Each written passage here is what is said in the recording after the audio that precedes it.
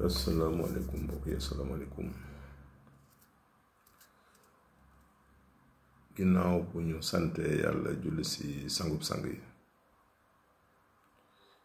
sallallahu alayhi wa sallam ñu ngi leen di nuyu leen ñaanal jàmm di ñaan yàlla mi dara tawul mu dolli dal dolli jàmm dolli tawfeex ci réew mi dolli sutura tey gis naa coow li bari lool wax wala xat sax ci bëccëg moo tax interveniruma ci loi bi nga xam ni dafa am ay poñ yu bariwul sax yu conseil constitutionnel ni ñu ko tëggee du noonu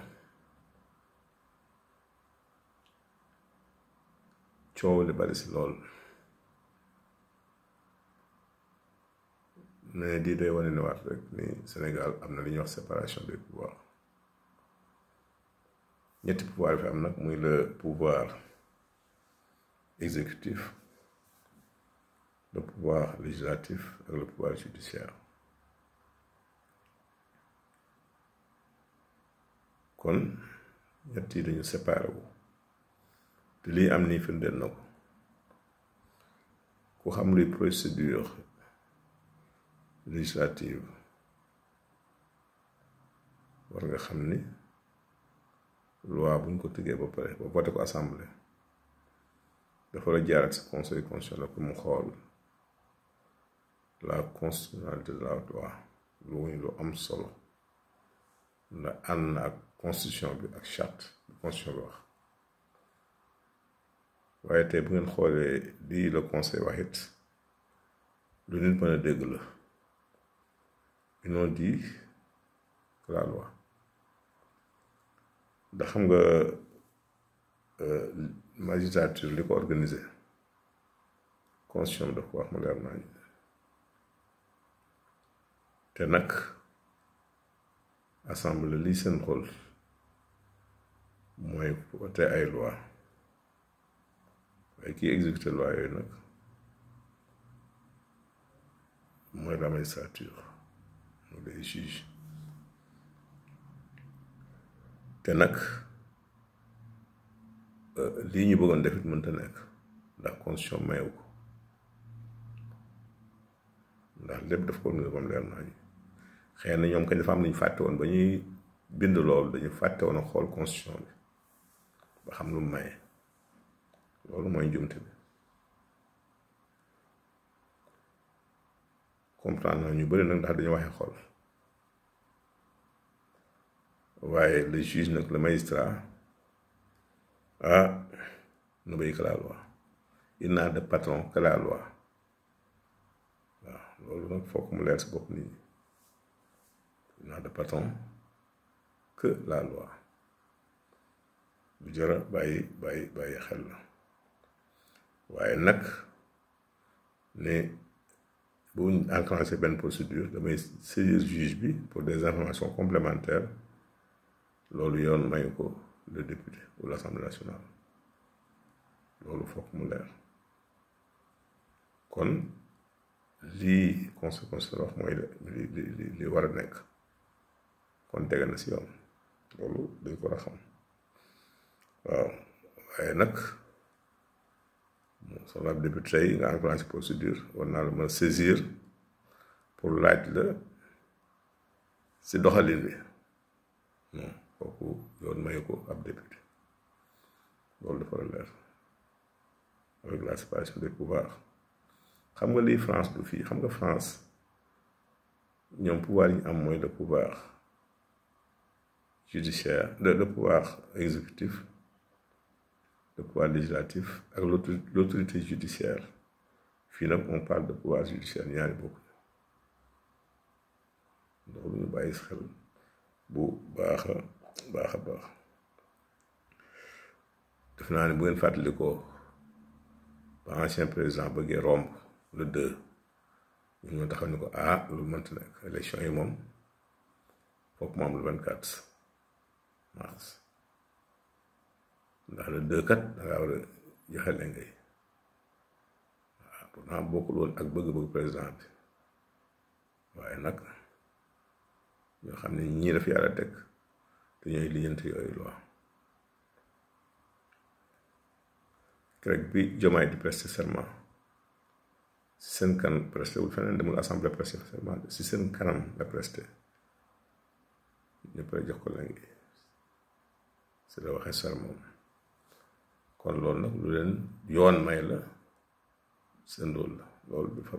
bara bàyyi xel loolu dafa mat a bàyyi xel nit ñi nag léegi dañuy waxe xol dañuy xam nag lii ñu wax mooy di dëgg mooy di yoon waaw loolu laa doon indi ab leeral rek di fàttali pouvoir yi rek yi fi nekk mooy le président de la République qui est la clé de voûte des institutions le gouvernement institution la aussi l'Assemblée nationale institution la Cour des comptes institution la les cours et tribunaux institution la ak la Cour suprême ñenn ñaar nag mooy ñi nga xam ne dañu leen dissoudre mooy le conseil économique social ak le conseil des collectivités territoriales ñaar yooyu dañu leen dissoudre kon ñenn ñi fi des mooy les pouvoirs les institutions ñu bàyyi xel bu baax si loolu mooy les institutions ñetti pouvoir yi nag mooy yi ma wax léegi mooy le pouvoir exécutif le pouvoir législatif ak le pouvoir judiciaire su ngay amee yu yëpp kon loolu jar nay bàyyi xel le juge moom n'a de patron que la loi waaw waaye nag convoqué juge ak magistrat yooyu moom maa xam boobu nag yoon mayeegu ko assemblée nationale loolu ñu bàyyi si xel waaw loolu nag dafa baax di leeral bu loolu weesoo rek li may indi di ko jeexale mooy ñu bàyyi xel di ay cara bàyyi xel te jara wax mooy le plan de redressement économique bi le premier ministre Ousmane Sonko war a présenter le premier da koy présenter d'abord la veille le gouvernement après ñu mën ko rendre public le 1er août loolu mooy li nga xam ne moo jara siiwal fale liggéey bi nekk waaye di magistrat war na defi assemblée war na def yooyu ay débat daf ñuy tàddal rek je pense que lu ñu war a bàyyi mu sedd la kon lii di redressement économique daal bi ñuy xaar moom la ñuy xaar man sama présenté mooy yoon bi nga xam ne ñu jaar pour yëkkatiwaat réew mi mooy loolu la ñuy xaar fi mu ne pour mën fa ay njàngat mais ñaanal leen rek xam ni ñu ngi jéem te ñu ngi si yoon waaw ñu leen ñaanal nag lii nga xam ne ñu ngi ko yëkkati yàlla sottal ko ba li ñu mébét Sénégal mën a am ndax du leen fàtte mukk ni 54% yi woteel le président Diomaye ba mu falu tey jii ñi si nekk bari na de nañuy sóoraale toujours loolu waaw du waa Pastef kese du sympathisant yi kese mais bari na ñoo xamante ni bëgg ñu indi coppite li fi ne moom moo tax ñu wutal leen bëgg beneen Sénégal boo xamante ni dafay tege si yoon kon nag bu ñëwee ñoom li ñu mën a def mooy dëgëral yoon boobu loolu ñu la fragiliser kon loolu lañ doon indi si contribution rek leneen nag mooy ñu wax nit ñi ni